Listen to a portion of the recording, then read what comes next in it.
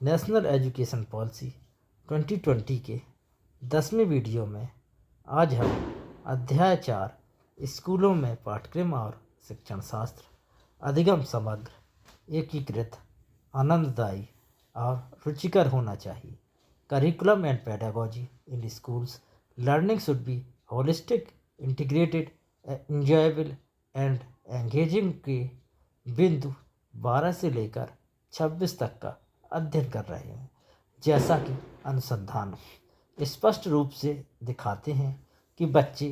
2 से 8 वर्ष की आयु के बीच बहुत जल्दी भाषा सीखते हैं और बहुभाषिकता से इस उम्र के विद्यार्थियों को बहुत अधिक संज्ञानात्मक लाभ होता है। फाउंडेशनल स्टेज की शुरुआत और इसके बाद से ही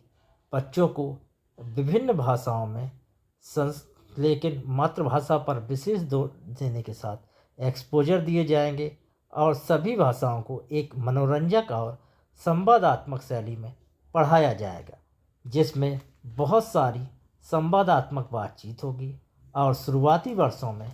पढ़ने और बाद में मातृभाषा में लिखने के साथ ग्रेड 3 और आगे की कक्षाओं में अन्य भाषाओं में पढ़ने और लिखने के लिए कौशल विकसित किए जाएंगे। केंद्र और राज्य दोनों सरकारों की ओर से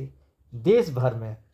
की सभी क्षेत्रीय भाषाओं, विशेष रूप से संविधान की 8वीं अनुसूची में वर्णित सभी भाषाओं में बड़ी मात्रा में भाषा शिक्षकों में निवेश का एक बड़ा प्रयास होगा। राज्य, विशेष रूप से भारत के विभिन्न क्षेत्रों के राज्य, अपने अपने राज्यों में त्रिभाषा फार्मूले को अपनाने के लिए,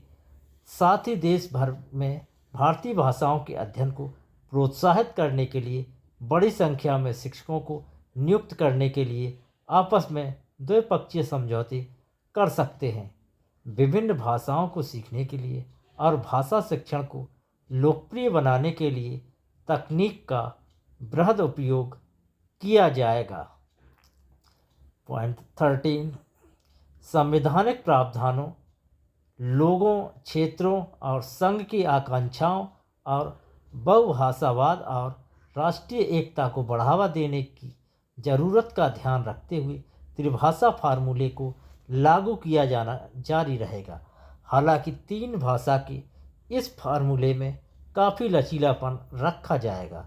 और किसी भी राज्य पर कोई भाषा थोपी नहीं जाएगी।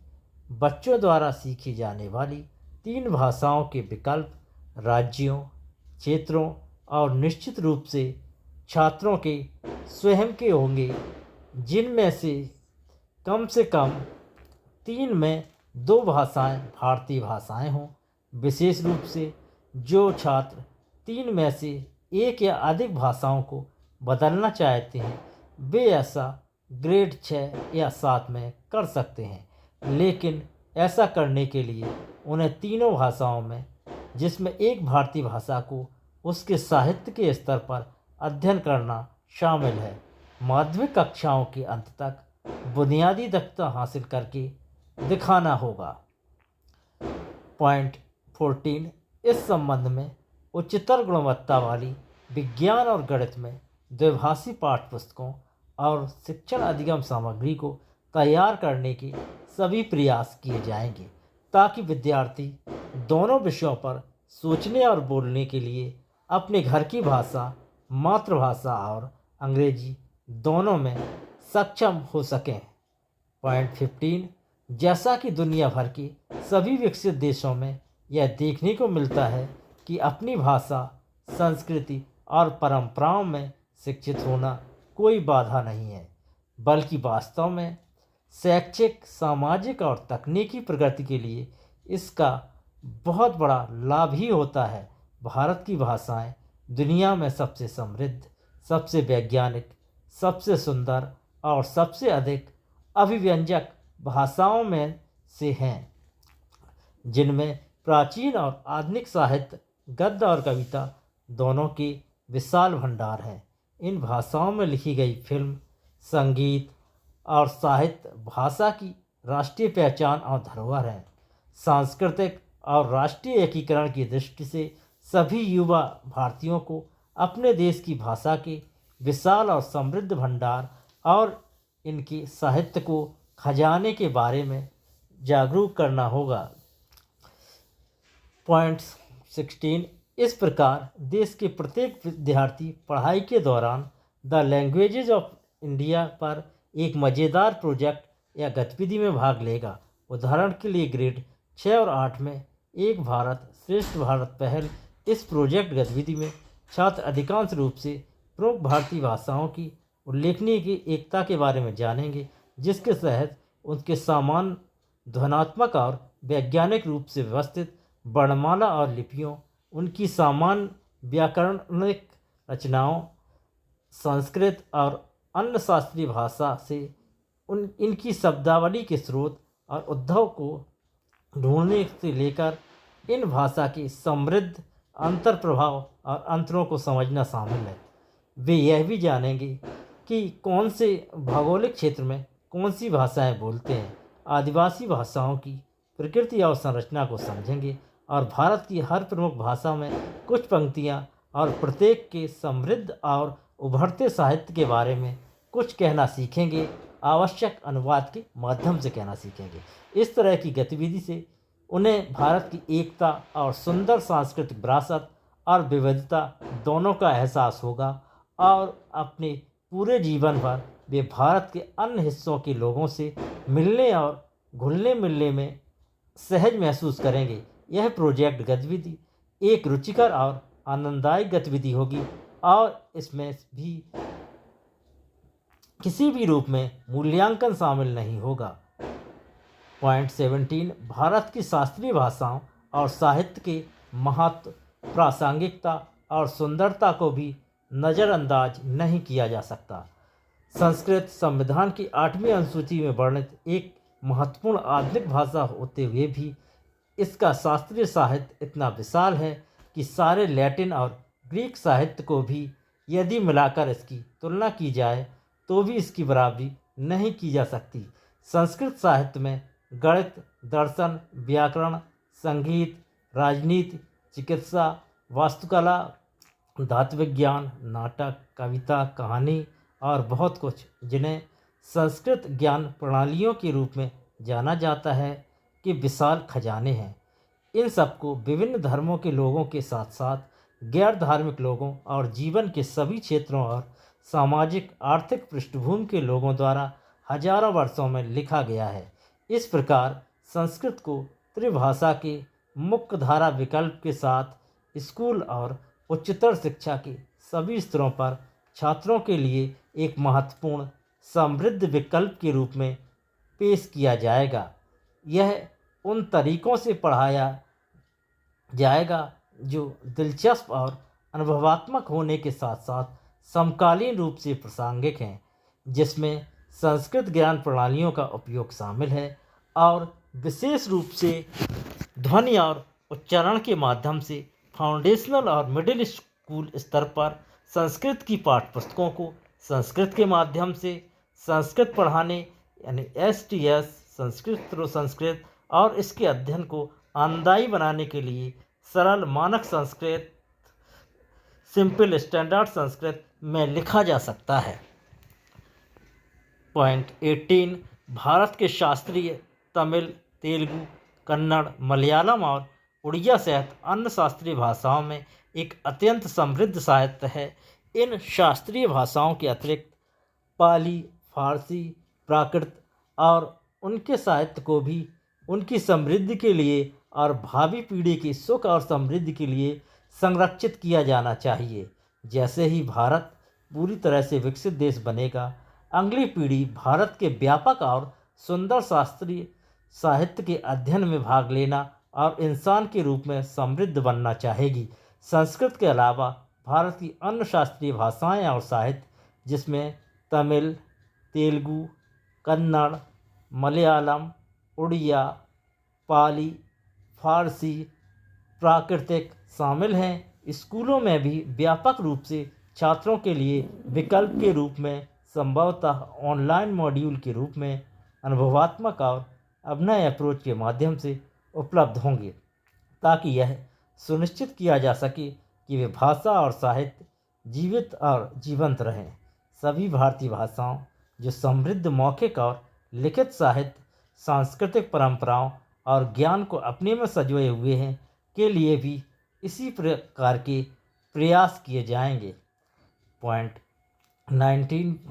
देश के बच्चों के संवर्धन के लिए और इन समृद्ध भाषाओं और उनके कलात्मक खजाने के संरक्षण के लिए सार्वजनिक या निजी सभी स्कूलों में सभी विद्यार्थियों के पास भारत की शास्त्रीय भाषाओं और उससे जुड़े साहित्य को कम से कम 2 साल सीखने का विकल्प होगा। अनुभवात्मक और नवीन विधियों,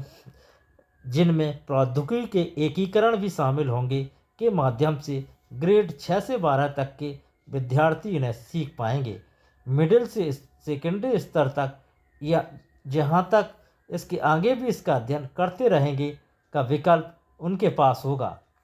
पॉइंट 20, भारतीय भाषाओं और अंग्रेजी में उच्चतर गुणवत्ता वाले कोर्स के अलावा विदेशी भाषाएं जैसे कोरियाई, जापानी, थाई, फ्रेंच, जर्मन, स्पेनिश, पुर्तगाली और रूसी भी माध्यमिक स्तर पर व्यापक रूप से अध्ययन हेतु उपलब्ध करवाई जाएंगी, ताकि विद्यार्थी विश्व संस्कृतियों के बारे में जानें और अपनी रुचियों और आकांक्षाओं के अनुसार अपने वैश्विक ज्ञान को और दुनिया भर में घूमने फिरने को सहजता से बढ़ा सकें।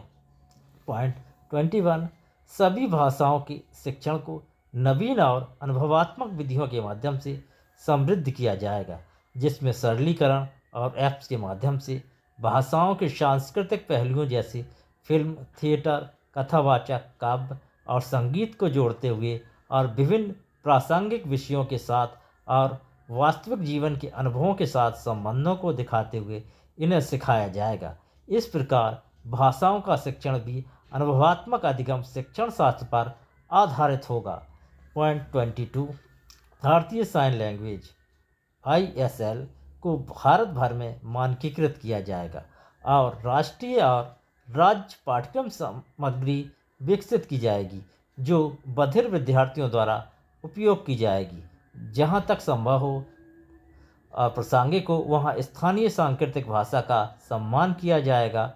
और उन्हें सिखाया जाएगा। अनिवार्य विषयों, कौशलों और क्षमताओं का शिक्षा क्रम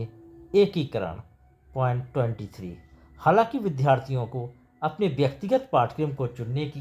बड़ी मात्रा में लचीले विकल्प मिलने चाहिए, लेकिन आज की तेज़ी से बदलती दुनिया में सभी विद्यार्थियों को एक अच्छे, सफल, अनुभव अनुकूली और उत्पादक व्यक्ति बनने के लिए कुछ विषयों, कौशलों और क्षमताओं को सीखना भी जरूरी है। भाषाओं में प्रवीणता के अलावा इन कौशलों में शामिल है वैज्ञानिक स्वभाव, साक्ष्य आधारित सोच, रचनात्मकता और नवीन सौंदर्य और कला की भावना, मौखिक और लिखित कौशल, डिजिटल साक्षरता, कोडिंग और कंप्यूटेशनल चिंतन, नैतिकता और नैतिक तर्क, मानव और संवैधानिक मूल्यों का ज्ञान और अभ्यास, लिंग संवेदनशीलता, मौलिक कर्तव्य, नागरिकता कौशल और मूल्य, भारत का ज्ञान, पर्यावरण संबंधी जागरूकता, जिसमें पानी और संसाधन संरक्षण, स्वच्छता और साफ सफाई शामिल है, समसामयिक मामलों और स्थानीय समुदायों, राज्यों, देश और दुनिया द्वारा जिन महत्वपूर्ण मुद्दों का सामना किया जा रहा है उनका ज्ञान। पॉइंट 24, प्रासंगिक चरणों में समसामयिक विषयों जैसे artificial intelligence, design thinking, holistic health, organic living, पर्यावरण शिक्षा, वैश्विक नागरिकता शिक्षा, GCED आदि जैसे समसामयिक विषयों की शुरुआत सहित सभी स्तरों पर छात्रों में इन विभिन्न महत्वपूर्ण कौशलों को विकसित करने के लिए समुचित शिक्षाक्रमीय और शिक्षण शास्त्रीय कदम उठाए जाएंगे। पॉइंट 25, यह माना जाता है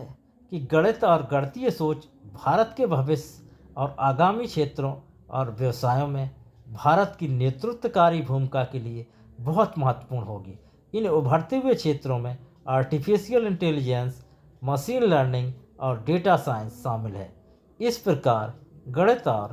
कंप्यूटेशनल सोच को विभिन्न प्रकार के अभिनव तरीकों के माध्यम से फाउंडेशनल स्तर से शुरू करके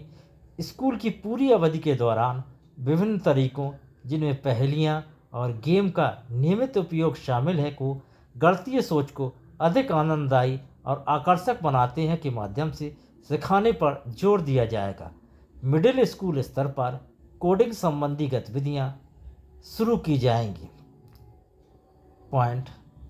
26, प्रत्येक विद्यार्थी ग्रेड 6 से और 8 के दौरान राज्यों और स्थानीय समुदायों द्वारा तय किए गए और स्थानीय कुशल आवश्यकताओं द्वारा मैपिंग के अनुसार एक आनंददायी कोर्स करेगा, जो कि महत्वपूर्ण व्यावसायिक शिल्प जैसे कि बढ़ईगीरी, बिजली का काम, धातु का काम, बागवानी, मिट्टी के बर्तनों के निर्माण आदि का एक जायजा देगा और अपने हाथों से काम करने का अनुभव प्रदान करेगा। ग्रेड 6 से 8 के लिए एक अभ्यास आधारित पाठ्यक्रम को NCFSE 2020-21 को तैयार करते हुए NCERT द्वारा उचित रूप से डिजाइन किया जाएगा। कक्षा 6 से 8 में पढ़ने के दौरान सभी विद्यार्थी एक 10 दिन के बस्ता रहित पीरियड में भाग लेंगे, जब वे स्थानीय व्यावसायिक विशेषज्ञों जैसे बढ़ई, माली, कुम्हार, कलाकार आदि के साथ प्रशिक्षु के रूप में काम करेंगे। इसी तर्ज पर कक्षा 6 से 12 तक छुट्टियों के दौरान भी विभिन्न व्यावसायिक विषयों को समझने के लिए अवसर उपलब्ध कराए जा सकते हैं। ऑनलाइन माध्यम से भी व्यावसायिक कोर्स उपलब्ध कराए जा सकते हैं। वर्ष भर में ऐसे बस्ता रहित दिनों को विभिन्न प्रकार की समृद्ध करने वाली कला, क्विज, खेल और व्यावसायिक हस्तकलाओं को प्रोत्साहन दिया जाएगा। बच्चों को ऐतिहासिक, सांस्कृतिक और पर्यटक महत्व के स्थानों, स्मारकों का दौरा करने, स्थानीय कलाकारों और शिल्पकारों से मिलने और अपने गांव के तहसील, जिला और राज्य में उच्चतर शिक्षण संस्थानों का दौरा करने के माध्यम से स्कूल से बाहर की गतिविधियों के लिए भी आवश्यक एक्सपोजर दिया जाएगा। यदि आपको ये वीडियो उपयोगी लगा हो, अच्छा लगा हो, तो लाइक कीजिए। यदि आपको इसमें कुछ कमी लगी हो तो कमेंट करिए। अपने दोस्तों तक पहुंचाने के लिए वीडियो को शेयर करिए और NEP को पूरा सुनने के लिए, समझने के लिए चैनल को सब्सक्राइब करिए। Thank you for watching.